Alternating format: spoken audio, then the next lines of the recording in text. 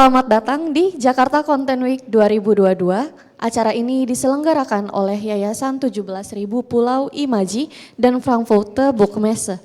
Kali ini kita akan berbincang-bincang dalam sesi All We Need is Designer Directory. Sesi ini adalah bagian dari Leadbeat, program yang khusus menampilkan dan membincangkan tren industri kreatif serta berbagai konten digital yang tengah hype di Indonesia maupun Asia Tenggara. Dalam bentuk talk show, diskusi, ceramah, chit-chat, dan berbagai format menarik lainnya. Dalam Leadbeat akan hadir para konten kreator dan expert di dunia industri kreatif. Saya akan mengenalkan moderator kita yang akan memandu diskusi hari ini yaitu Kak Dia Sensuk. Kak Dia Sensuk telah menyelesaikan studi di LUCT Malaysia dan menjadi desainer grafis profesional dengan mendirikan SWG Design pada 2009. Sebuah studio desain independen di Jakarta. Ia juga memiliki beberapa proyek lain di bidang kuliner dan publikasi, menjadi mentor di bidang desain dan aktif di beberapa institusi. Dengan posisi terakhirnya sebagai Sekretaris Umum ADGI atau Asosiasi Desainer Grafis Indonesia, serta Ketua Komite Ekraf Jakarta. Perlu diingat, kami menyediakan door prize untuk setiap penanya pertama di sesi ini. Untuk Kak Dia Sensuk, waktu dan tempat kami persilahkan.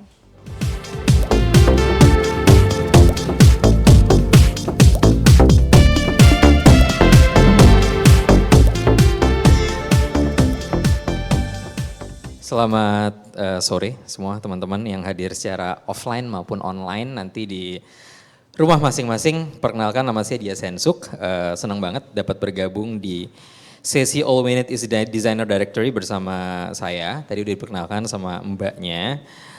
Hari ini udah hadir teman-teman lama saya, ada Bapak dan Ibu, Mas Rege dan Mbak Friza atau dipanggil Ica. Mas Rege adalah seorang co-founder dari Grafis Masa Kini dan juga seorang co-founder dari Vicious Studio, sebuah biro desain grafis. Mbak Ica adalah director dari Simple Group dan book consultant di Peer Press. Sesi hari ini, nggak apa-apa deh, panggil dulu teman-teman saya nih, Mas Rege, Mbak Ica, silakan maju. Tepuk tangan yang meriah dong.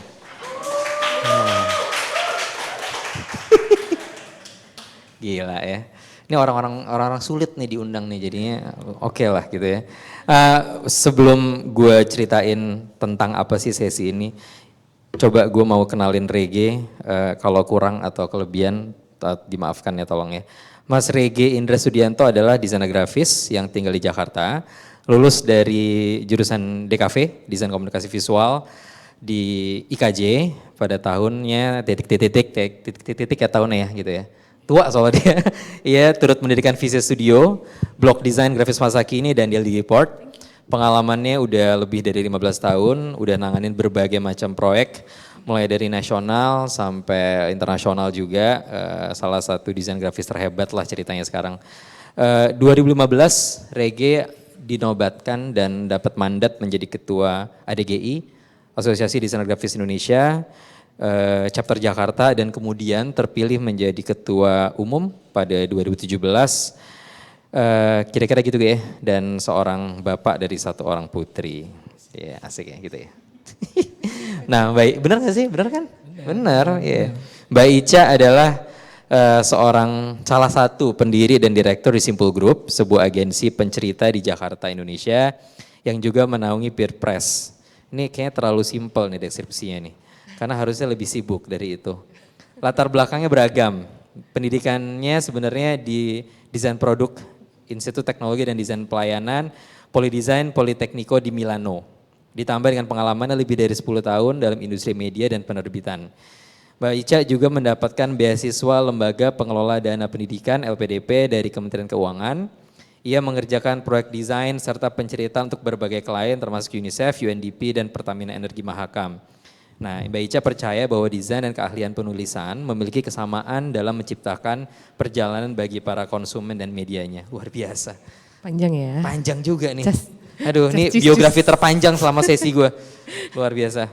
Deskripsi subjek kita diskusi hari ini adalah tentang sebuah direktori dalam konteks dunia desain ya, yang skalanya bisa sangat luas atau sangat spesifik ke beberapa subsektor mungkin. Nah, direktori ini adalah sebuah direktori yang berupa profil dan review tentang pelaku kreatif. Itu sebenarnya udah menjadi bagian yang sangat-sangat penting, kalau nggak sebuah hal yang sangat sentral gitu ya dalam sebuah ekosistem kreatif, termasuk sektor desain dan berbagai seni turunannya.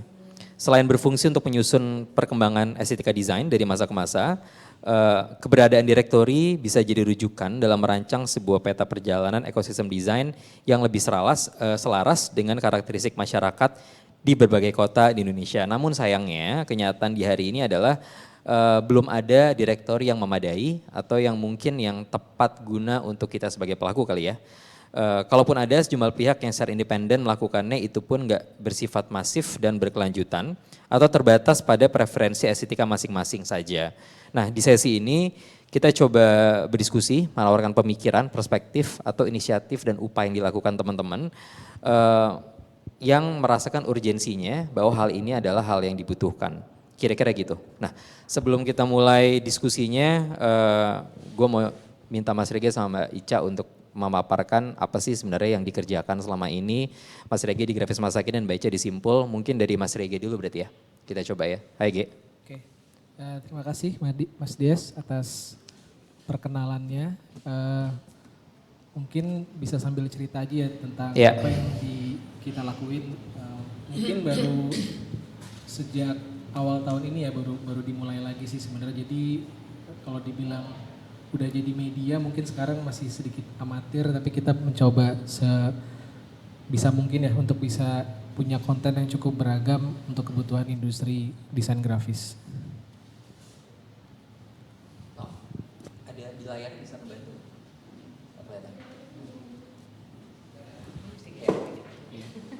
Nggak kelihatan? Nanti kelihatan di layar.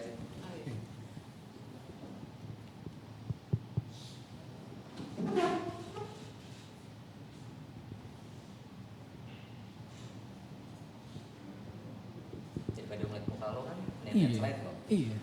Aneh gitu ya, muka sendiri. Nah, kelihatan kan? Jak tenas. Silakan. Siap, oke. Tadi udah kenalan, sekarang mungkin langsung aja. Sebenarnya dimulainya kenapa ada grafismasakini.com adalah mungkin banyak pengalaman ya yang dialami sejak zaman kuliah dulu di belakang gedung ini di Institut Kesenian Jakarta pada tahun 2000 sampai tahun 2005 waktu itu di Institut Kesenian Jakarta. Dan sebenarnya pengalaman itu nggak terlalu disadarin gitu bahwa pengalaman yang gue rasain di musik, terus kemudian juga pengalaman ketemu sama berbagai bidang, karena kan IKJ itu adalah sekolah seni rupa, bukan cuman fakultas desain aja. Jadi belajarnya tuh bisa nyobain belajar gratis lah, belajar banyak dari kita ngelihat teman-teman mahasiswa seni murni gitu, lukis, kemudian ada yang belajar patung, ada yang belajar keramik gitu kan. Jadi lagi kuliah desain tapi denger pada lagi latihan musik gitu, lagi latihan teater, jadi pengalamannya menyeluruh banget gitu.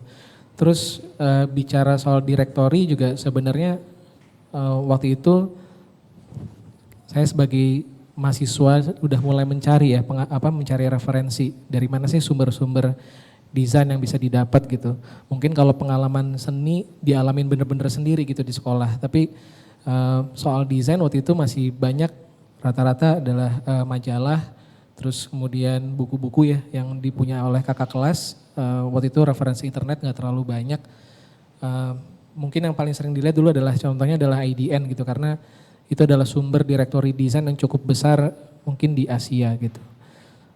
Nah kemudian pengalaman lainnya adalah mungkin berkomunitas gitu, berpameran bersama teman-teman seniman juga gitu. Jadi sebenarnya sekolah desainnya tuh sangat sangat ngerasain pengalaman yang cukup diverse gitu, nggak belajar DKV doang, tapi belajar berkarya bersama teman-teman ruang rupa gitu, kemudian sama teman-teman seni murni gitu. Jadi ngerasain nggak cuman benar-benar belajar desain komunikasi visual aja gitu. Jadi cukup menyeluruh gitu pengalaman yang dialami di IKJ maupun di lingkungan teman-teman sekitar.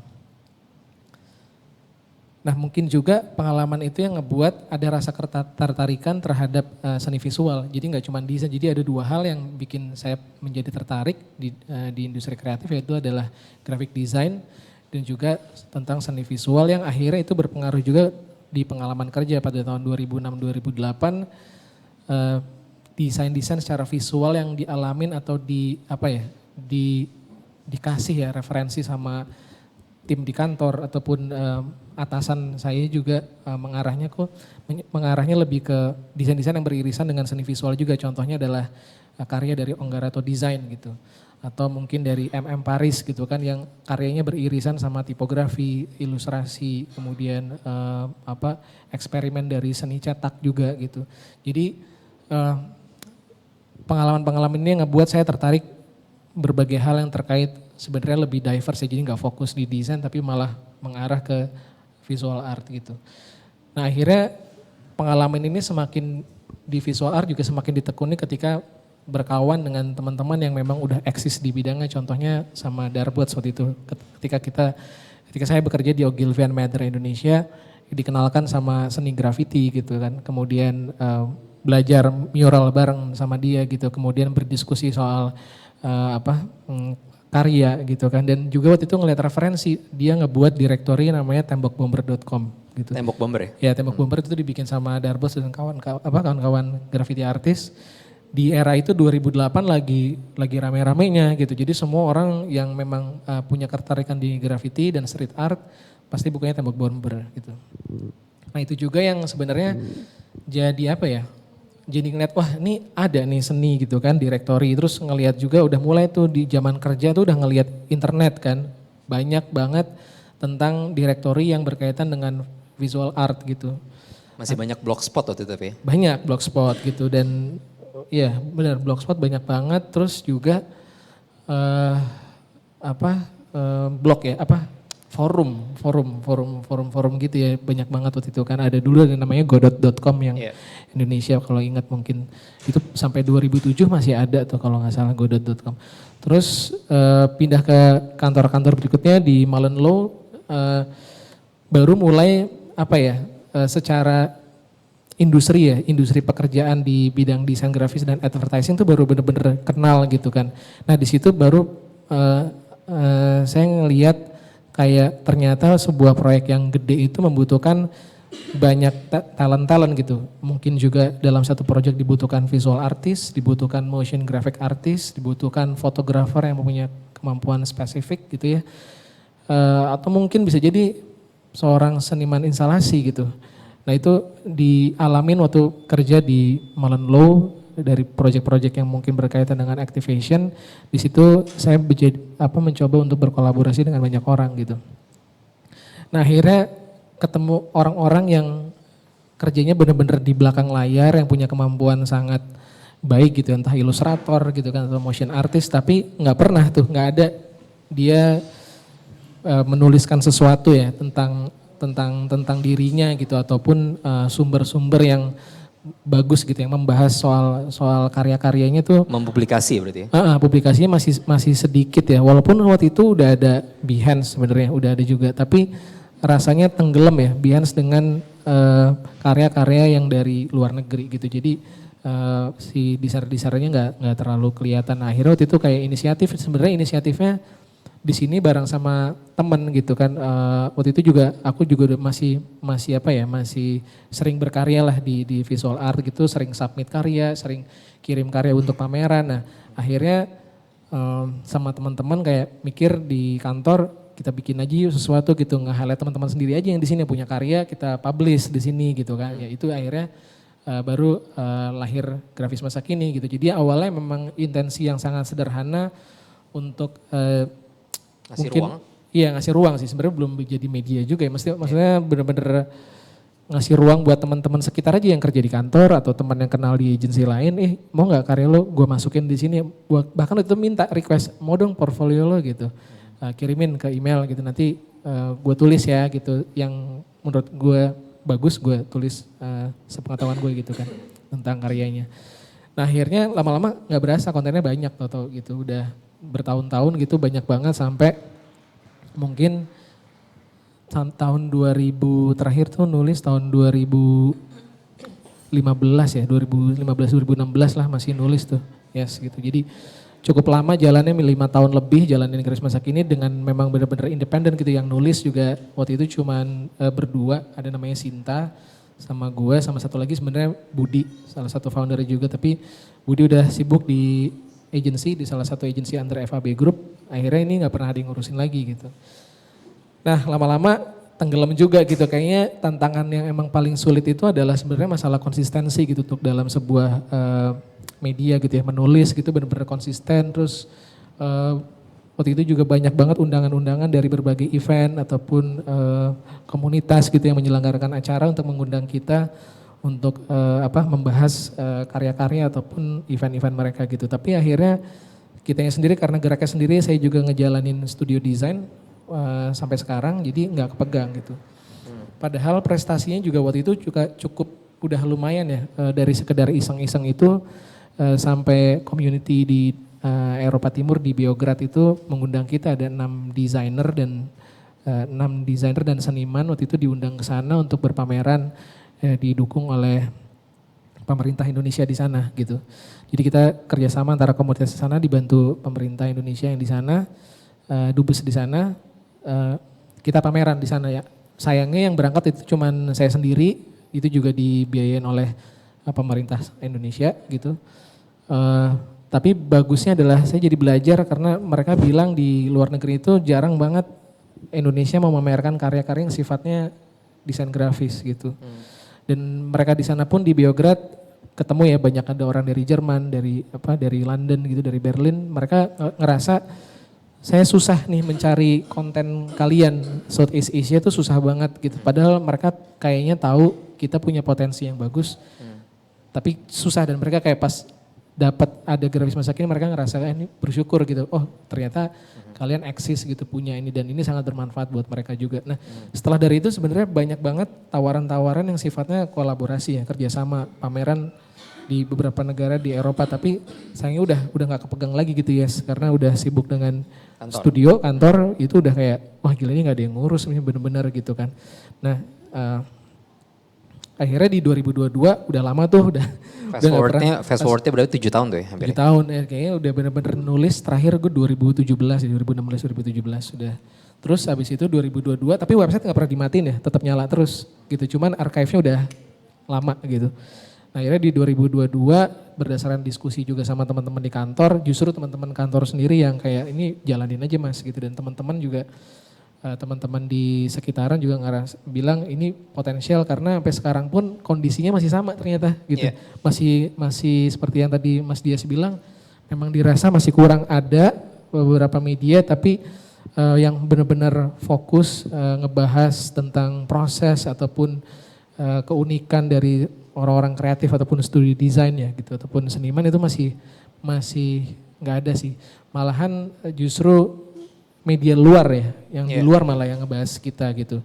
Dan pas tahun ini juga ngelihat karya teman-teman yang dulunya mungkin pas aku tulis tuh masih baru lulus kuliah gitu ya. Masih amatir gitu kan, tapi sekarang karyanya ya mungkin bisa dilihat di sini udah hebat-hebat banget gitu. Udah menang award internasional juga ya? Iya udah tiba-tiba menang award internasional, udah sampai dikirim ke Jepang, udah benar-benar karyanya makin gila tapi nggak ada yang ngikutin, nggak ada yang kayak nemenin media yang nemenin mereka, nggak ada yang hadir lah di sebelah mereka untuk meng-highlight teman-teman ini gitu yang punya karir yang sangat baik dan prestasi yang luar biasa gitu. Dan juga udah berlangsung nih selepas pandemi 2021, sekarang event-event juga udah banyak berlangsung gitu ya. Ya saya maksudnya desain gitu kan, pameran-pameran udah mulai ada lagi, jadi kayaknya saat yang tepat gitu. Nah terus juga ditambah kemarin ngeliat nih belum lama di It Is Nice Date bahwa teman-teman kita sendiri di website It Is Nice Date, salah satu website yang ngebahas desain juga dan It's Nice Date tuh biar teman-teman tahu adalah sebuah benchmark untuk desain publikasi berarti ya? Benar, publikasi, desain, seni, fotografi, pokoknya semuanya ya tentang visual. Mereka based di London tapi sekarang mereka tulis buat banyak sih, nggak cuman bukan cuman di Eropa aja gitu, tapi mereka udah mulai ngerambah nulis tentang talent-talent di Asia gitu, Southeast Asia gitu, kayak dari Thailand, Vietnam, Indonesia. Nah belum lama ngeliat ini kan, oh gila mereka aja nulis gitu kan tentang kita. Mereka bahkan It Is Nice nulis tentang gaya visual karakter Indonesia gitu. Yang Indonesia itu menurut mereka seperti apa, dicontohkan dari karyanya Rahmat Jaka gitu. Dalam kacamata mereka berarti? Dalam kacamata mereka gitu, mereka nge-review gitu kan. Kalau menurut gue ngerasa kayak miris gitu kan, bahwa ada website gitu kan, media luar yang bisa nulis tentang karya Indonesia tapi ini nggak ada yang nulis gitu kan di Indonesia.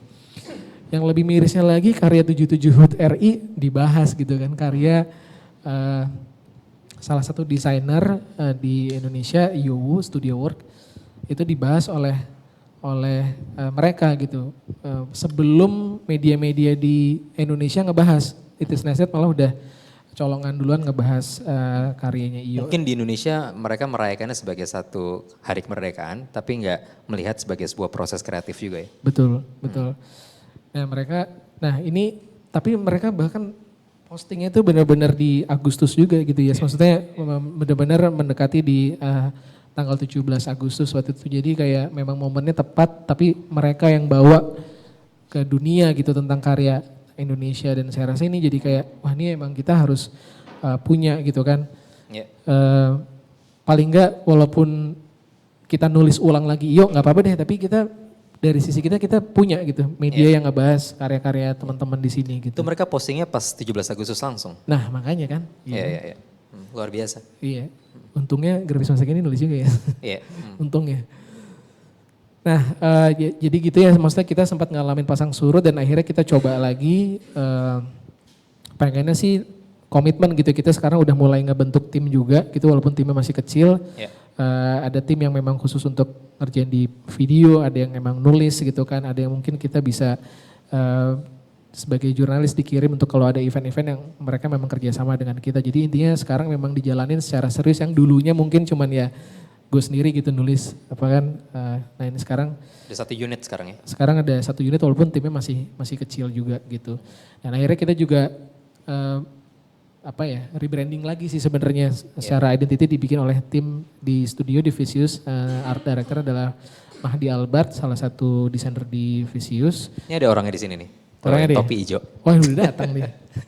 Didesain sama Mas Mahdi. Mencoba lebih relevan ke audiens yang sekarang berarti ya? Jadi ya tetap sih marketnya tetap, kalau dulu Grafis Masa Kini yang ngelihat jujur aja kebanyakan student gitu ya. Yeah. Yes, sekarang pun juga kayaknya ternyata masih gitu kalau ngelihat di follower kita gitu. Masih banyak yang anak-anak muda yang ngeliatin yang masih student atau yang baru lulus. Justru mereka ngelihat referensi. Jadi kayaknya malah justru bagus kan, jadi bahan untuk edukasi juga. Selama referensi prosesnya ya, bukan cuma referensi output akhir gitu ya. Benar. Itu juga yang mau ditekenin sama kita tuh Yes, makanya sekarang kita sebenarnya nggak cuma artikel aja tapi bikin channel YouTube gitu. Jadi fungsinya adalah kita mau ada studio visit, di situ teman-teman bisa ngelihat behind the scene-nya gitu, proses dan mungkin bahkan culture dari studionya kan pasti beda-beda nih. Yeah. Itu yang pengen dikasih lihat, bahkan itu berguna bukan cuman untuk mahasiswa aja, tapi sebenarnya buat klien justru. Oke, klien mereka lebih memahami prosesnya. Iya, klien juga jadi tahu sebenarnya gue harus hire agency ataupun konsultan brand ataupun studio desain yang kayak apa sih gitu. Yeah. Itu pasti akan lebih membantu klien juga gitu. Sekarang sih yang udah kita jalanin adalah sebenarnya belum lama ya kita jalan juga, tapi ternyata responnya cukup baik dari teman-teman gitu kan. Tapi belum centang biru Ge? Belum nih, sedih banget. Gimana sih? Maaf ya tahun depan.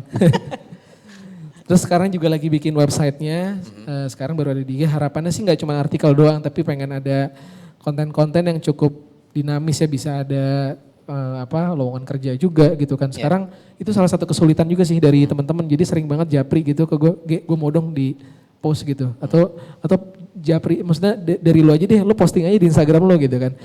Gue lagi cari desainer nih gitu, atau cari account atau cari ilustrator. Selalu gitu. terjadi itu di gue juga. Selalu terjadi, yes gitu kan. Sering banget mereka japri, gue butuh art director, butuh apa gitu. Karena ketika mereka taruh di portal lain, selalu katanya nggak dapetnya, ya mungkin bukan nggak bagus kali, mungkin nggak pas gitu, nggak tepat gitu ya. Jadi selalu nggak ketemu gitu, nggak match. Itu yang terjadi dan kayaknya itu juga celah yang harus dikerjain sih sebenarnya gitu. Yeah. Nah sekarang juga udah kita udah mulai videonya dan ini menjadi tantangan baru. Kalau dulu cuma tulis artikel, sekarang video, ternyata hal itu juga nggak mudah gitu untuk buat satu video. Ternyata baru sadar juga gitu ya, oh ternyata iya juga ya harus ada art director yang ngedirect, harus ada videographer ya.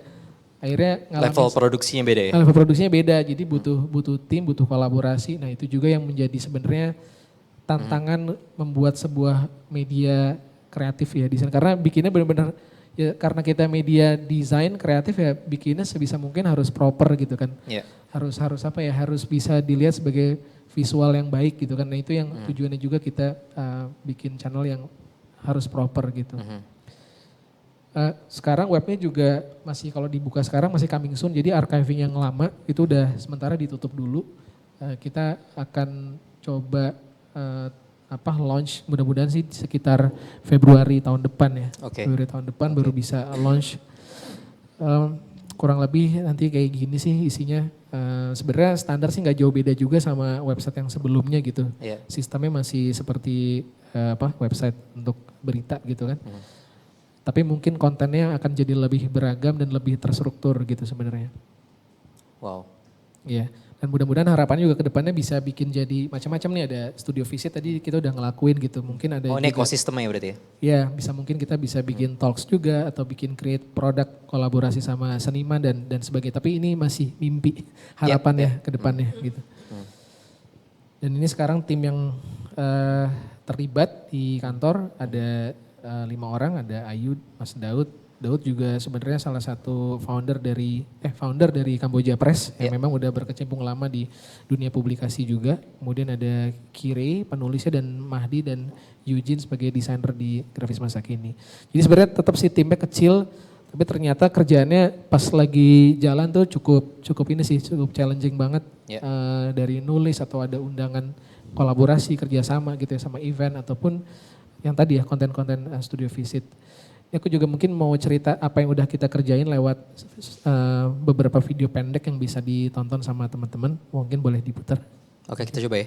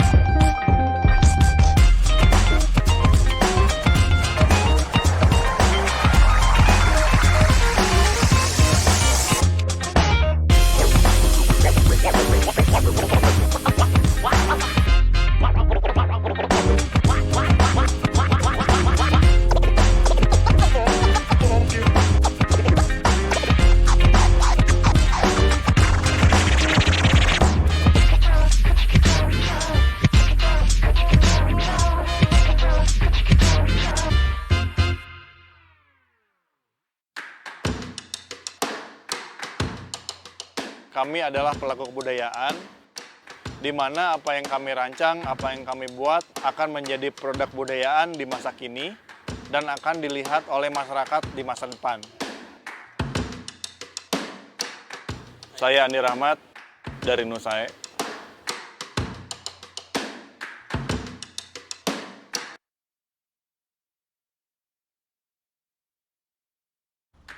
Awalnya sebuah keresahan saya dulu untuk kuliah gitu, karena ketika nanti jadi desainer, ini saya mau jadi desainer apa gitu.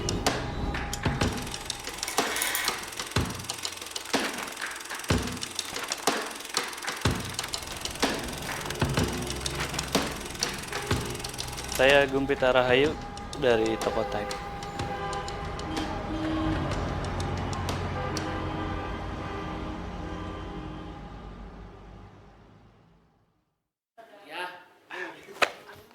Halo, selamat datang di Bandung, selamat datang di Pot Branding House.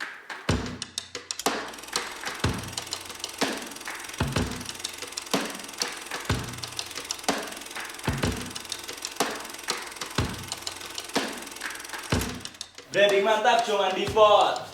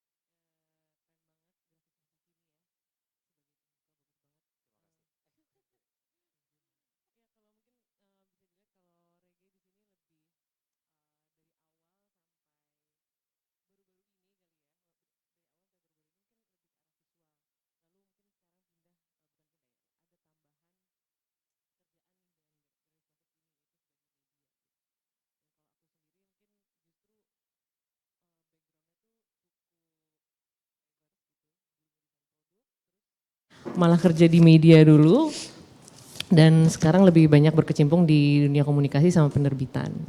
Dan mungkin yang aku mau ajak audiens di sini lebih obrolan itu lebih sebenarnya direktur itu apa sih gitu. Mungkin kita samain dulu persepsinya gitu ya. Karena dari judulnya aja kayak we need is designer director itu orang-orang mungkin bertanya emang director itu yang dimaksud director seperti apa sih gitu. Terus selain directory seperti apa, kenapa butuh directory gitu ya.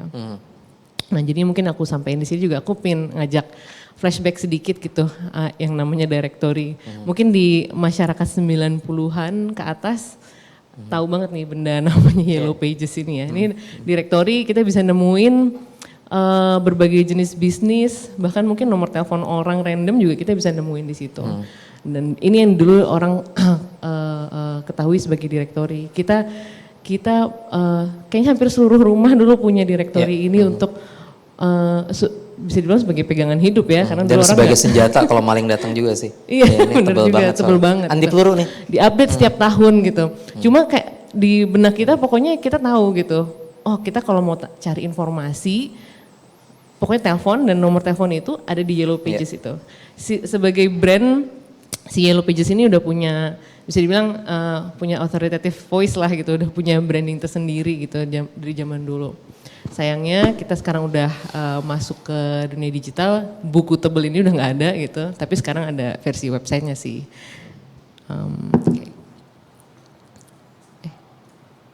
Oke. Itu mungkin direktur yang standar. Cuma sebenarnya mungkin orang-orang di sekitar kita gitu, apalagi mahasiswa-mahasiswa yang baru mulai, baru lulus terus mau cari kerjaan juga sebenarnya udah lazim gitu sama yang namanya direktori. Misalnya dari LinkedIn atau Glints segala macam. Itu kan ada job listing. Job listing itu juga sebenarnya adalah bentuk direktori gitu. Dimana kita bisa menemukan daftar dan kelengkapan informasi. Jadi yang aku mau sampaikan di sini sebenarnya direktori itu apa sih core-nya gitu ya, apa sih core-nya, apakah itu cuma sekedar nomor telepon gitu isinya atau atau listing nama brand atau seperti apa. Cuma mungkin yang di sini kalau kita lihat ke arah LinkedIn atau ke arah Glints atau ke arah intinya job vacancy ini adalah sebuah direktori pekerjaan. Intinya kita tuh sebenarnya udah familiar dan sebenarnya selama hidup kita juga ternyata selalu dikelilingi yang namanya direktori gitu. Kita tuh punya dan merasa butuh, sebenarnya butuh bahkan direktori tersebut. Cuma bentuknya beda-beda. Yeah. Nah, mungkin ini bentuk yang lebih luasnya lagi dan lebih terdistilasinya lagi adalah sebuah poster gitu. Ini aku ngambil contoh poster dari salah satu partnerku gitu ya. Dia adalah festival director dari Idea Fest. Di poster ini kita bisa ngeliat ada nama, ada siapa sih nama pengisi Festival Idea Fest dan pekerjaannya mereka apa. Ini juga sebenarnya adalah sebuah bentuk direktori menurutku gitu ya. Ini adalah bentuk direktori yang terdistilasi juga. Nah, intinya menurutku direktori itu secara simpel adalah sebuah cara untuk mencari atau menemukan sesuatu gitu ya. Dan sebentar. Mencari apa sih gitu. Mungkin kita bisa melihatnya awalnya adalah kita mencari informasi gitu. Informasi seperti apa yang biasa hadir di direktori. Misalnya nama perusahaan, lokasi gitu, nama pembicara. Tapi apakah mungkin kalau kita sebagai pengguna, oh ya udah itu mah gampang gitu sebenarnya cari hal-hal seperti itu. Tapi apakah emang informasi hanya sekedar informasi yang kita cari di dalam direktori? Enggak juga gitu, sebenarnya dalam diri kita ketika kita ngelihat direktori itu misalnya kita mencari informasi itu kan adalah value ya. Nah yang kita cari dari direktori itu adalah value, misalnya kalau nama perusahaan itu sebenarnya value buat si penggunanya itu apa sih gitu. Misalnya kita dengar nama perusahaan, oh ini tuh nama perusahaan tuh ya terdengar misalnya nama perusahaan Nike, oh ini kayaknya perusahaan internasional ya gitu. Terus mungkin kalau dari sisi misalnya ada informasi lokasi, sebenarnya yang di dalam benak kita tuh value dari lokasi itu adalah apa sih gitu. Misalnya, oh ini kayaknya perusahaan yang ada di dalam direktori ini adalah mungkin perusahaan komersil kah, rumahan kah, oh dia jauh kah atau dekat kah gitu dengan lokasi saya gitu misalnya. Lalu misalnya kayak tadi ada nama pembicara segala macam.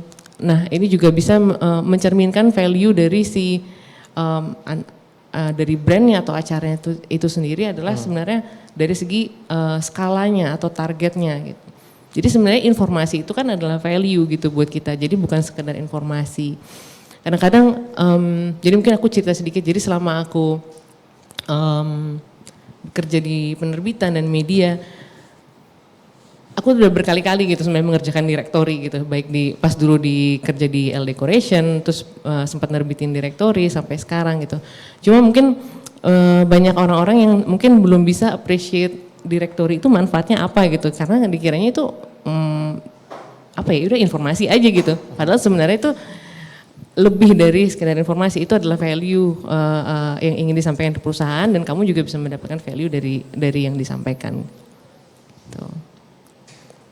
Dari value itu kita juga bisa menilai sebenarnya apakah informasi yang disampaikan brand ini adalah sesuatu yang saya cari gitu. Apakah brand ini yang saya cari? Apakah acara ini yang saya cari? Jadi direktori itu sebenarnya bisa menggambarkan semua itu. Nah mungkin aku kembali mengajak sedikit membayangkan gitu ya betapa banyaknya pekerja kreatif misalnya di Jakarta aja nih gitu. Misalnya di Jakarta itu ada 5 universitas yang menelurkan desainer gitu setiap tahunnya. Dan setiap universitas itu mungkin setiap tahun ajaran ada 40 pelajar. Berarti dia menelurkan 200 pekerja dong setiap tahunnya. Dan 200 pekerja setiap tahun itu mungkin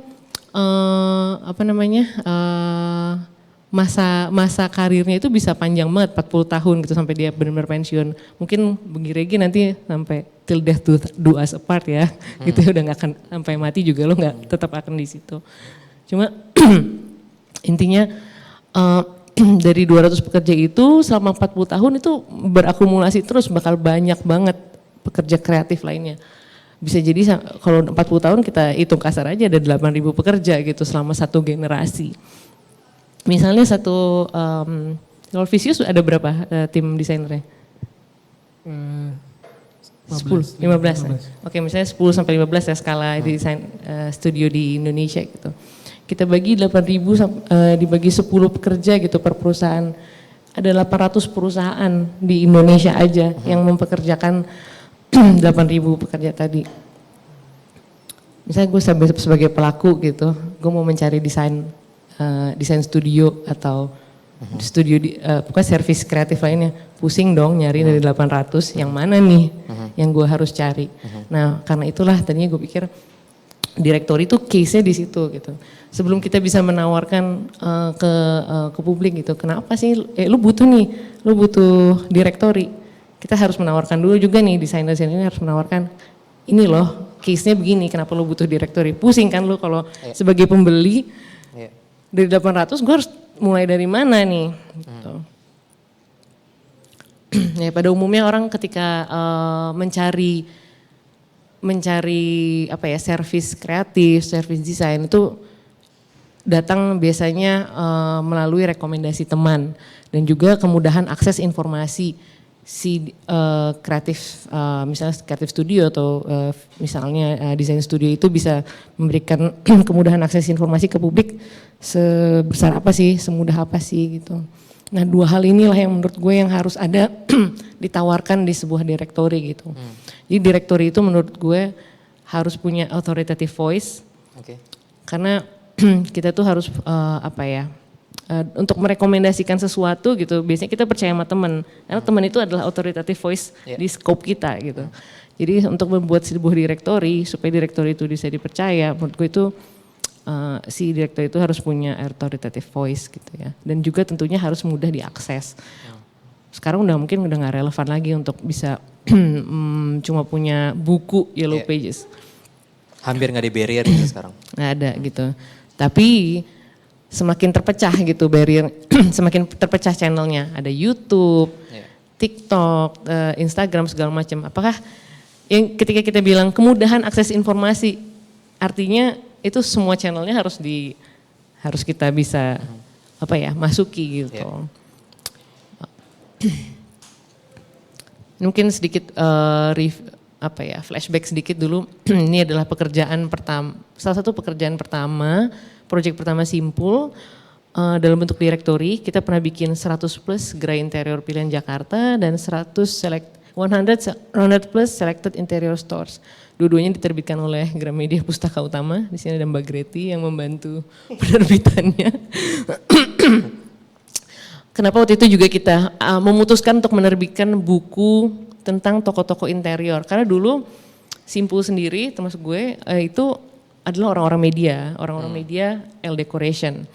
Kita merasa punya bekalnya gitu. Kita punya voice itu, authoritative voice tadi ya. Sama seperti tadi Rege bikin grafis masa kini. Kalau dia ujuk-ujuk mungkin siapa dia gitu bikin media dan bisa mengolah sesuatu. Nah, jadi rootsnya itu harus ada voice-nya dulu, itu siapa yang punya voice itu. Nah dulu karena kebutuhan dari L Decoration kita semua bisa dibilang awal-awal itu adalah satu-satunya majalah interior dan desain produk di Indonesia. Kita merasa kita punya bekalnya, punya informasinya, punya networks-nya, kita bikin direktorinya gitu. Jakarta dan Bali. Lalu di 2019 kalau nggak salah, salah satu proyek terakhirnya Badan Ekonomi Kreatif, kita waktu itu bantu juga, kita bikin direktori pelaku kreatif terpilih dari seluruh subsektor kreatif di Indonesia. Jadi itu untuk menyusun direktori ini pun kita juga nggak main-main gitu. Bahkan untuk menyusun direktorinya selain kita menginterview hampir sekitar 36-an orang dari masing-masing industri kreatif, kita tanya gitu ke mereka sebenarnya apa yang dibutuhkan mereka gitu. Dan menurut mereka bagaimana kita bisa menyampaikan value mereka lewat direktori gitu. Itu dari bisa dibilang itu bottom up-nya lah, kita tanya ke user utama si direktori tersebut, mereka butuh apa gitu. Cuma authoritative voice-nya adalah dari Badan Ekonomi Kreatif Indonesia gitu. Jadi tapi tentunya format yang ini kan mungkin authoritative voice-nya datang dari government, yang tadi dari private sector ya, dari aku sendiri. Dua-duanya ini ada challenges-nya sendiri gitu. Untuk bikin direktori yang private ada challenge sendiri, yang dari government yang misalnya punya perwakilan suara yang lebih nasional dan lebih mantap gitu daripada mungkin siapalah Friza gitu ya. Siapalah Friza untuk bikin sebuah direktori, itu ada challenges-nya sendirilah gitu sih. Mungkin ini sedikit mengajak teman-teman juga untuk ngelihat sekarang tuh ada direktori apa aja sih di luar sana gitu ya, yang sering, yang database-nya lumayan banyak, dan sering dipakai saya sendiri gitu, dan beberapa teman-teman yang teman-teman kreatif lainnya gitu. Misalnya di sini ini ada designers.com, dia macam-macam banget. Di sini ada data companies dari desain grafis, interior, produk, craft segala macam. Ini Asia Designer Directory. Kalau ini khusus Asia, jadi ada dari Jepang, Malaysia segala macam. Kalau yang tadi yang designers mungkin dia nggak memberikan limitasi dari kurasi yang dia lakukan gitu. Pokoknya kalau dia udah punya portofolio bagus masuk gitu. Kalau di sini kurasinya dia lebih ke siapa nih yang bisa mewakili wajah-wajah yang bisa mewakili industri kreatif dari Asia gitu. Desain Indaba ini khusus Afrika. Dan ini Kyoto Creative Industry ini khusus Kyoto. Dan kalau dilihat kalau dari yang aku tunjukkan ini adalah desain directory yang sebenarnya udah dari lama banget, dari 2000-an awal masih bertahan sampai sekarang. Kalau ini dari 2013 sih, kalau yang Kyoto. Jadi memang tadi nyambung sama kemudahan akses informasi dan juga tadi yang lo omongin Dias di awal. Kita ini seringkali bikin sesuatu terus effortnya keputus gitu ya. Sama kayak tadi yang Backcraft tadi juga sebenarnya itu sebuah effort yang terputus sayangnya gitu. Padahal itu bisa banget kita lanjutkan dan kita jadikan sesuatu yang long lasting gitu lah ya. Nah kalau yang aku tunjukkan di sini adalah platform-platform yang menyediakan informasi ini dan memberikan kemudahan akses sudah cukup lama gitu. Jadi orang akan merasa reliable. Informasi atau platform-platform ini adalah platform yang reliable lah gitu untuk kita datang mendapatkan value atau informasi terkait industri kreatif. Gitu sih. Thank you. Thank you semuanya. Dulu untuk Ica. Oke, sekarang kita masuk ke diskusi. Ada beberapa catatan dari gue, seingat gue nanti. Kalau misalnya Rege dan teman-teman dan Ica ada yang mau di jump in juga langsung mau tanya juga alurnya harusnya sangat-sangat casual ya. Oke, yang pertama adalah tentang memulai sebuah pengarsipan gitu ya. Dalam konteksnya grafis masa kini, cara dan treatment mengarsipkannya berbeda tentu dengan mungkin metode-metode yang dilakuin sama pengarsipan yang lainnya. Karena memang secara industri fokusnya ke grafis dan market terbesar adalah pelaku grafis dan ekosistem yang mungkin adalah klien, student, atau yang baru lulus, atau yang sudah kerja, atau pencari jasa, atau penyedianya lagi gitu kan. Jadi marketnya sangat grafis sekali sehingga memang treatment, tone and manner-nya, outputnya memang harus merespon di market yang seperti itu gitu. Tapi kan memang kayak tadi Ica bilang gitu ya, pertama pasti butuh komitmen untuk memulai, bahwa menyadari bahwa proses ini tidak akan mudah gitu ya. Tapi butuh konsistensi untuk sampai ke goalnya gitu kan. Karena kalau cuma memulai rata-rata hilang gitu. Setelah itu tidak tahu kemana ujungnya gitu ya. Nah challenges apa sih sebenarnya yang paling, kita mulai dari situ dulu deh. Dari tantangan yang, kalau tantangan di permukaan pasti masalah effort tim gitu-gitu pasti berasa gitu. Tapi lebih dari itu ketika lo mulai GMK dan sempat mati suri sekarang hidup lagi, menurut lo sendiri yang paling menantang tuh di sisi apa? Challenge-nya tuh konsistensi sih, masalah konsistensi sih ya sudah yang paling pertama ya gitu kan. Tadi kayak Ica bilang kayak Indaba gitu kan, atau tadi Kyoto, atau apalagi tadi Kanada ya Ica ya. Itu memang udah lama banget kan mereka konsisten gitu, dan itu yang paling susah gitu. Yang kedua adalah sebenarnya meriset studio ataupun talent kreatif yang di luar lingkaran kita gitu, yes. Itu mungkin buat Garage Masak ini juga challenge gitu, kayak mungkin yang di kepala kita orangnya ini aja nih. Terus bahkan sekarang kita punya plan untuk ngebuka ruang untuk Southeast Asia juga gitu. Kayak kemarin kita ngobrol sama teman-teman di Malaysia, kita ngobrol sama teman-teman di Vietnam gitu ya. Itu dunia yang berbeda lagi gitu kan.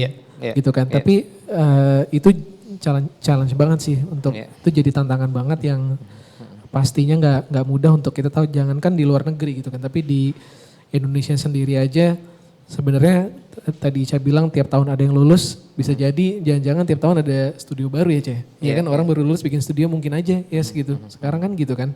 Teman-teman kita yang kemarin-kemarin juga banyak kan yang lulus terus magang, kelar magang mereka bikin studio ada juga gitu. Jadi tidak menutup kemungkinan gitu, kayak kemarin mungkin 1 tahun lalu ya gue main ke Jogja gitu yes. Tahu-tahu banyak gitu studio desain, ini baru nih kenalan gitu kan kita akhirnya. Nah itu gue yakin tiap tahun pasti ada yang kayak gitu lagi. Nah sebenarnya gimana caranya kita bisa terkoneksi sama mereka itu kan sebenarnya. Sebenarnya sih jadinya ujung-ujungnya juga jangan-jangan kayak ada asosiasi gitu, misalkan kita ada event kayak yang tadi Ica bilang, direktori di event itu sebenarnya ngebantu banget buat portal-portal kayak Grafis Masa Kini ataupun portal yang lainnya, ataupun mungkin buku yang kayak Ica bikin untuk tahu oh nih ada orang yang kayak gini ya.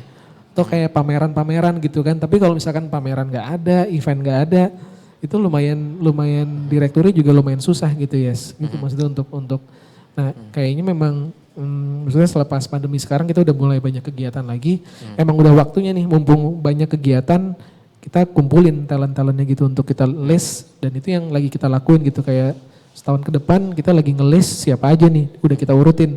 Oh bulan ini kita harus syuting sama ini, minggu depan kita harus ngapain, approach dia gitu kan. Approach juga pasti belum tentu dapat jadwalnya kan. Misalnya mau interview, oh gue lagi sibuk lagi apa gitu. Nah itu juga jadi jadwal juga jadi tantangan. Jadi emang harus bikin plan yang lumayan panjang sih untuk benar-benar serius di media gitu ternyata. Mungkin kalau Ica udah ngerti ya ilmu Ica, gue kayak baru benar-benar nyemplung dan kalau dulu kan nulis waktu game ke awal-awal nggak ada plannya gitu ya, nulis aja. Gue lagi seneng sama dia, karya-karyanya gue tulis. Pak Hermawan bagusnya gue tulis. Tapi ya udah, kalau sekarang kan beda nih, harus benar-benar luas gitu ngelihatnya. Nah itu banyak yang hal gue nggak tahu. Gue nanya, misalkan gue nanya sama Mahdi, gue nanya sama tim di kantor lah ya. Siapa sih kira-kira yang sekarang emang punya karya unik yang gue nggak pernah lihat gitu, nggak pernah tahu gitu. Ternyata banyak banget gitu. Under the radar gitu ya. Under the radar kayak sekarang tuh Type Foundry, desainer pembuat huruf. Kalau tadi ada tuh di teaser yang gue liatin toko Type Gumpita Rahayu dari Bandung. Dulu taunya dia doang, sekarang banyak banget gitu. Dan di luar Pulau Jawa juga banyak, di Medan, pokoknya nggak cuma di Jakarta gitu. Desainer pembuat huruf ini itu jadi salah satu yang wah banyak ya, itu yang harus. Berarti sebenarnya bukan masalah supply orang ya, tapi masalah akses menuju menujunya itu juga nggak mudah juga ya. Dan catatan juga kenapa konsistensi di Grafis Masa Kini menjadi sulit, karena lo menciptakan standar yang memang tinggi. Jadinya kalau misalnya game kayak zaman dulu hanya image, foto dan penulisan mungkin akan lebih simple. Bahkan kayak nge-repost gitu, kayak ada event, tolong dong post, ya udah langsung aja, nggak pakai dipikirin kayak thumbnailnya harus gimana gitu, enggak. Kalau sekarang harus didesain, harus ngikutin ini nih gitu, plannya gimana, itu juga jadi tantangan juga tuh. Oke, thank you. Cak, menurut lu gimana Cak? Tentang challenge-nya dulu deh. Ya, selama ini sih kalau ngerjain baik dari segi yang private kita sendiri kerjain dengan Backcraft gitu ya, artinya government, itu lebih ke konsensus. Karena direktori itu tentunya karena kita pekerjanya mungkin sedikit, terus juga mediumnya juga kan terbatas ya. Kita nggak mungkin memasukkan misalnya 800 orang atau 8.000 pekerja dalam satu platform. Artinya ada kurasi gitu. Dan untuk mencapai kurasi itu harus ada konsensus. Nah biasanya nyangkutnya itu di konsensus gitu. Apalagi kalau misalnya udah mungkin kalau kalau grafis masa kini masih areanya masih niche gitu ya di desain grafis. Tapi ketika udah ngomongin misalnya desainer directory, semua desainer dari seluruh subsektor itu konsensus dari berbagai sisi itu yang Sulit. bikin banyak banget terhambatnya gitu. Misalnya dari sisi asosiasi A inginnya nih harusnya ada begini. Kalau dari sisi pelaku pinginnya begini. Tapi untuk mencapai kesepakatan itu sampai akhirnya bisa menggunakan parameter yang sudah jadi konsensus untuk menyeleksi gitu. Kira-kira siapa sih yang layak gitu ya untuk masuk ke directory. Nah itu yang selalu jadi Tantangan terbesar. hambatan panjang banget gitu. Mungkin kalau media tapi mungkin berbeda ya cara bekerja. Menurutku kalau media masih ada peran dari editor in chief, mungkin dari sisi Mas Rekinya sendiri gitu yang bisa yang punya preferensi gitu. Dan preferensi itu kan personal gitu. Jadi mungkin masih bisa dikesampingkan lah gitu, misalnya ada pendapat-pendapat yang lain gitu. Kadang-kadang cuma kalau udah ngomongin nanti kita kalau misalnya bikin direktori yang cukup luas gitu, itu biasanya masalahnya di konsensus sih selama ini. Oke, nyambung dari Ica langsung gue challenge sedikit ya. Waktu itu sedikit intermezzo, gue sama teman-teman di ADGI, waktu itu pernah iseng kita melist down sepengetahuan kita tanpa kita melihat kemanapun. Kita cuma percaya sama ingatan kita sama teman-teman kita list down yuk ada berapa banyak desain studio. Tapi yang menurut kita dalam konteks layak gitu kan. Dan kita catat di situ di tahun 2015 atau 2016 waktu itu mencatat sekitar 120 desain studio. Itu yang kita tahu dan kita ingat dan kita yakin mereka layak. Berarti kan yang tidak tercatat pun itu mungkin baru 30% atau 50% dari total yang ada. Dan itu berarti itu 5 tahun yang lalu atau lebih gitu ya. Dan itu kita belum masuk ke Bandung, belum ke Jogja, belum ke daerah lain gitu. Berarti supply untuk hal itu tuh basisnya cuma ingatan gitu. Jadi memang masuk ke Google pun search deh desain grafis Indonesia atau di studio desain Jakarta yang pertama keluar siapa coba? Vicious. Itu 3 tahun lalu. Tahun ini siapa yang keluar? Vicious lagi. Tapi apakah hanya Vicious yang layak? Belum tentu. Ya, SEO-nya bagus nih. SEO-nya bagus itu kan, berarti kan dia sanggup bayar atau memang aksesnya tinggi gitu. Nah, tapi kalau konteksnya bukan di situ gitu, maksudnya. Tapi ada beberapa lah yang akan muncul di page pertama gitu kan, dan orang nggak mungkin ke page kedua gitu, biasa selesai di situ. Nah, akhirnya kan memang masuk ke beban. Bebannya adalah GMK sekarang jadi GMK dan yang simpel bikin gitu kan, direktori tentang pelaku atau resto atau bar, anggaplah itu produk gitu ya.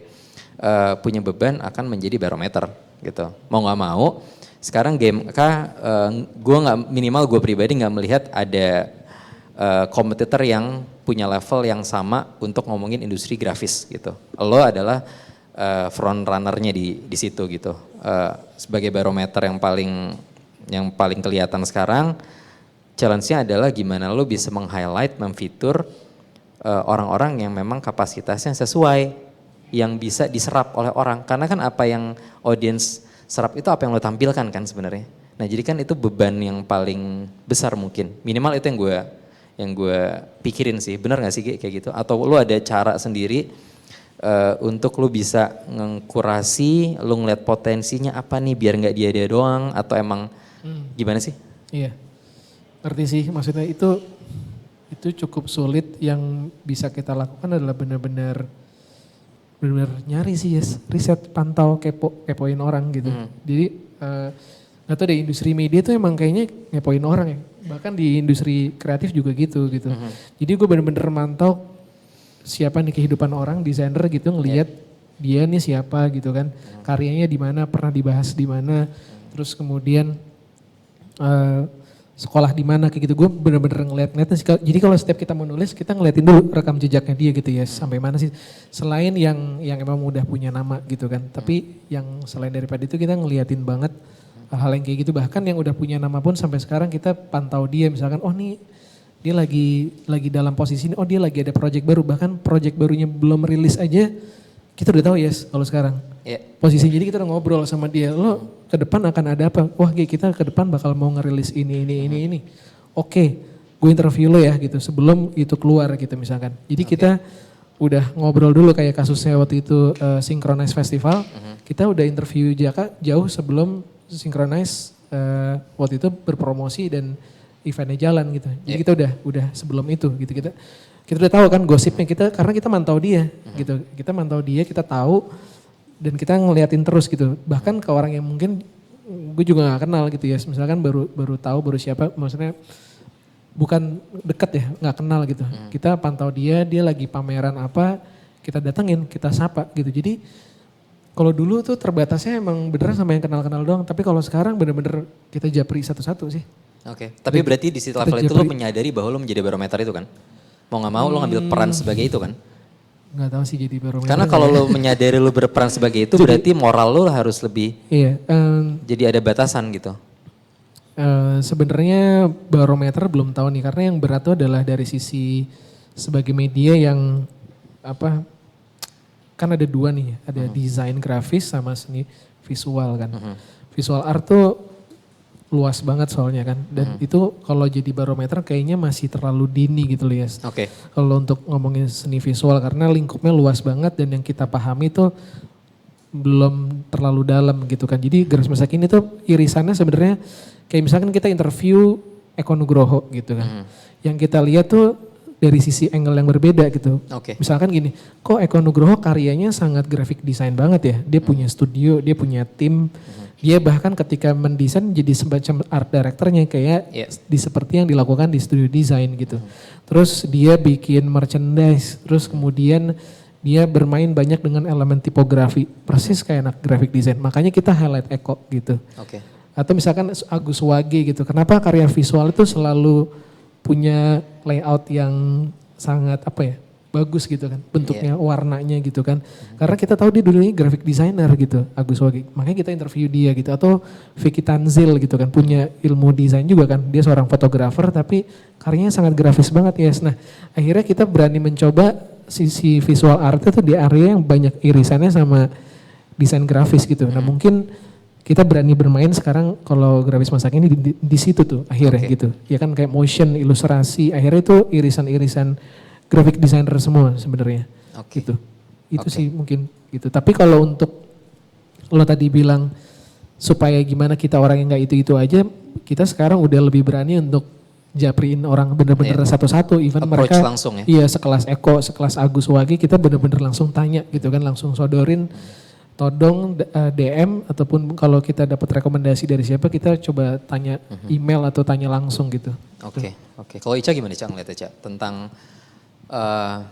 apa ya? Walaupun gue melihatnya ini hak prerogatif ya, apalagi kalau inisiasi entitas kita pribadi, hak prerogatif kita untuk memutuskan siapa yang tampil dan siapa yang tidak gitu ya. Nggak ada beban kepada masyarakat dan segala macam. Tapi pasti itu muncul gitu kan, bahwa lo menjadi bagian dari suara itu. Dan lu gimana mengkurasinya atau seperti apa sih pendapat lo? Sebenarnya sih bisa ada dua angle ya. Kalau mau bisa juga kayak kita selalu utamakan misalnya user generated gitu ya. Dan bisa digunakan metode user generated dan kalau mereka misalnya ini ngebayanginnya mungkin adalah sebuah directory yang modelnya digital ya, pengumpulan datanya ya.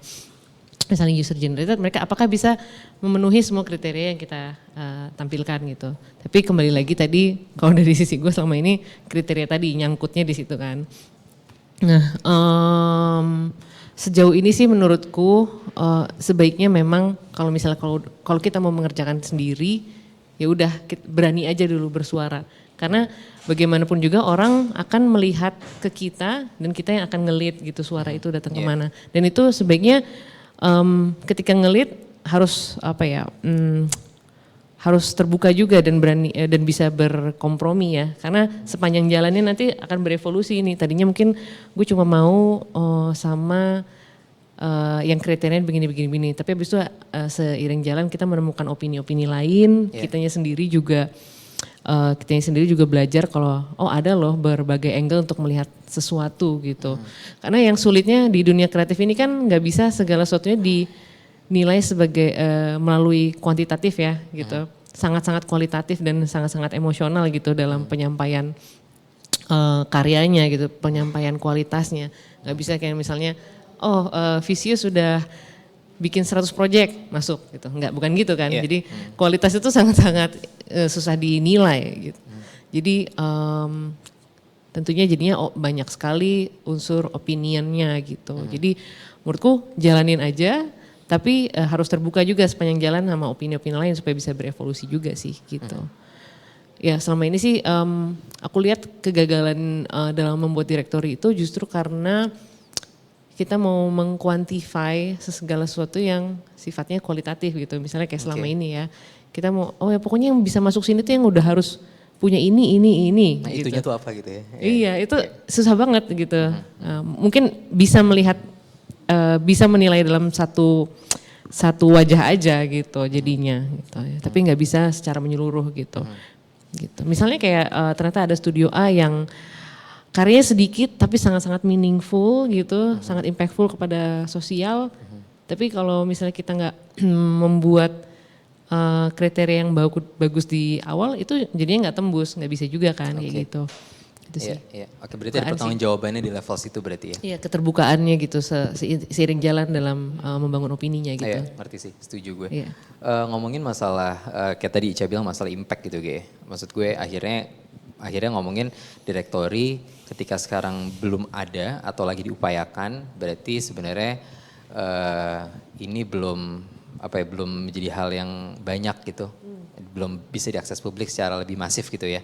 Nah berarti gue penasaran pendapat kalian terkait dampak apa sih yang bakal bisa kita rasain ketika direktori ini sudah menjadi bagian dari hari-hari kita gitu. Jadi kalau misalnya kita ngusahain direktori yang maksimal kayak sulit ya, tapi mungkin kalau lebih optimal aja gitu lebih mungkin gitu ya.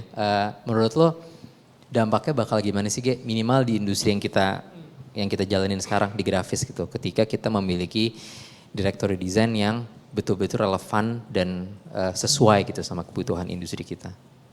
Iya. Apa yang bakal kita rasain? Susah juga ya. Iya dong, karena kita belum pernah merasakan, jadi kita cuma membayangkan kan. Gitu, tapi paling enggak tuh udah gini sih ya, paling enggak kalau ada media yang benar-benar fokus ngurusin industri desain gitu ya, kreatif, seni, itu jadi makin kelihatan benchmark yang kita punya di negara kita gitu, kelihatan oh benchmark kita tuh Di sini loh. di sini loh gitu kan.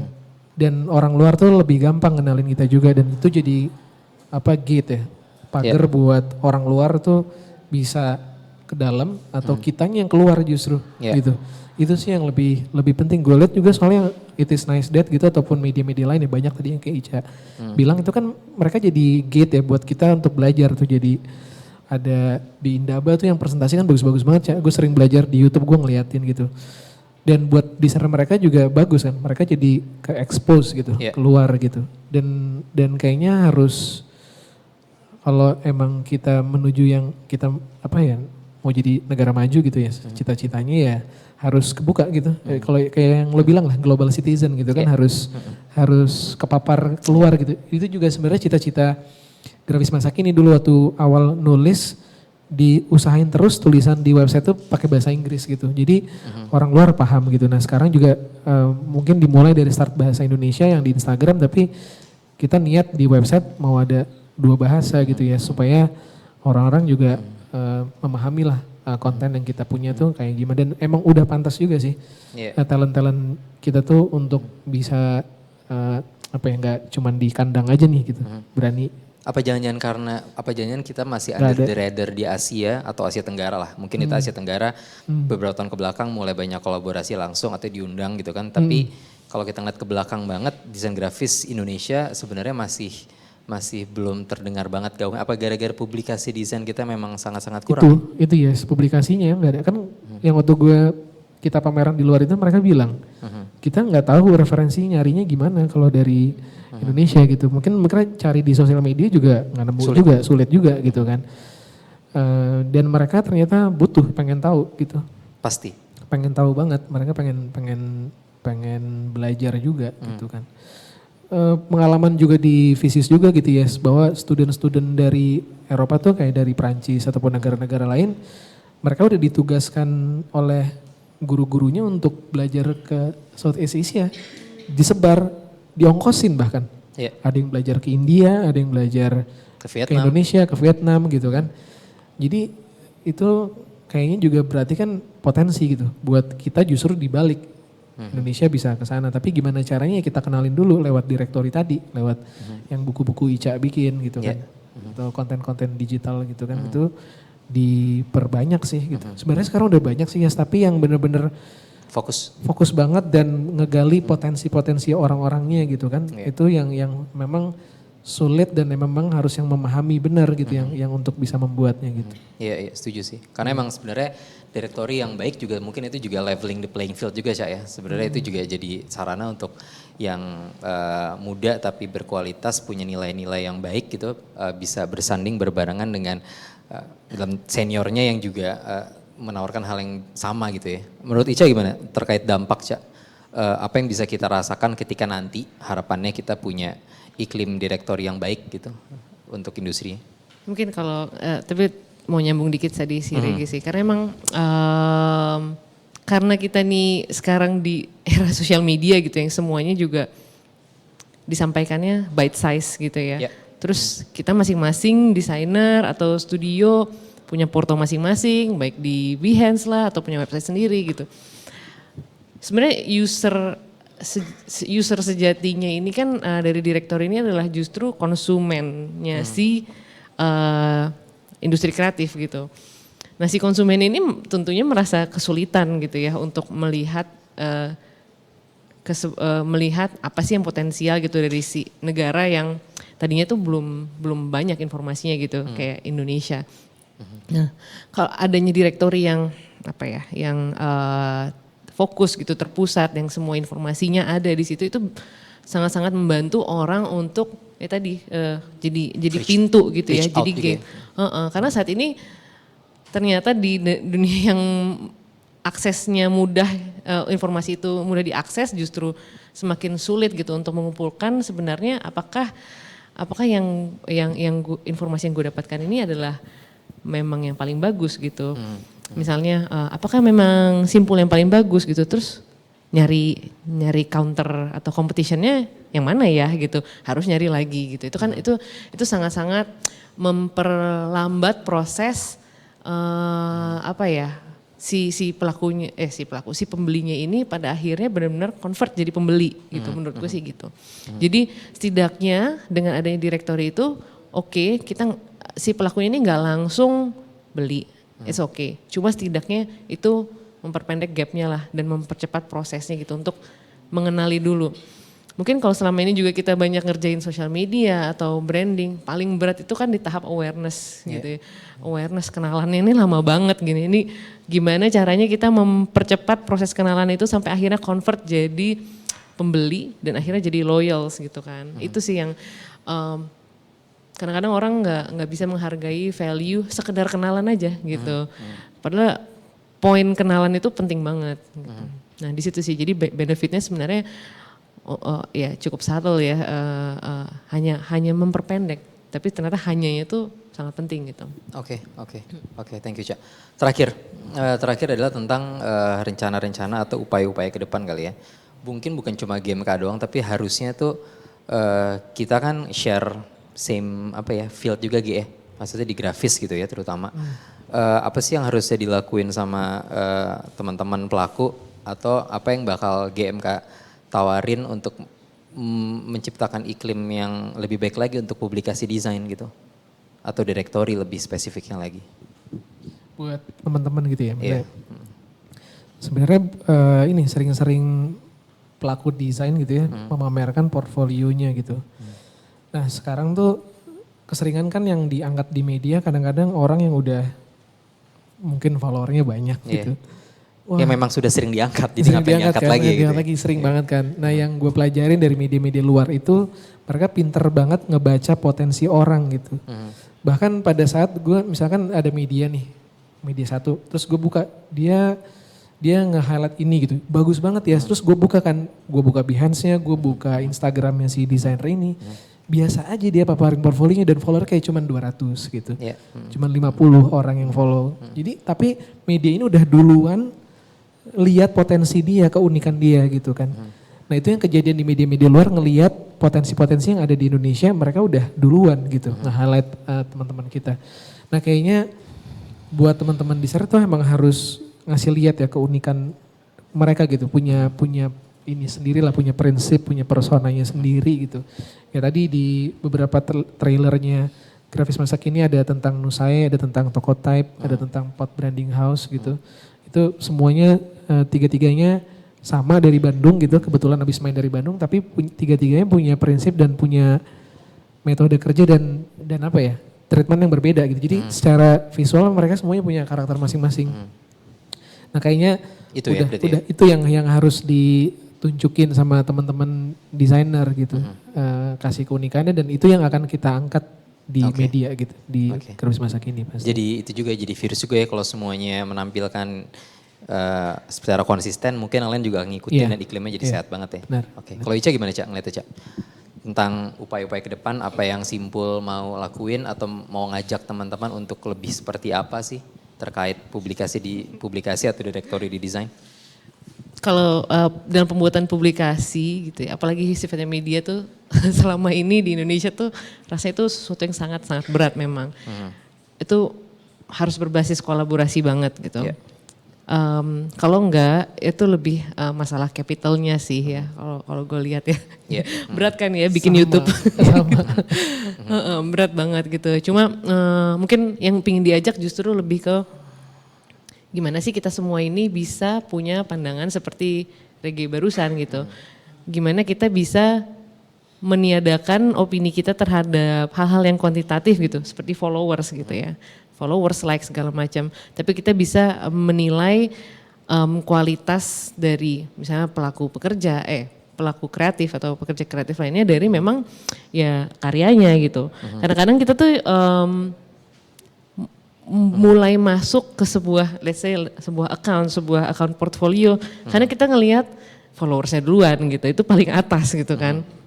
Karena followersnya duluan, kita lihat dikit mungkin nggak bagus gitu, kita udah langsung bounce aja gitu. Cuma kalau udah angkanya tinggi tuh jadi kayak invitation gitu untuk masuk. Nah sebenarnya sih lebih keajakannya lebih ya memang awareness sendiri aja kalau emang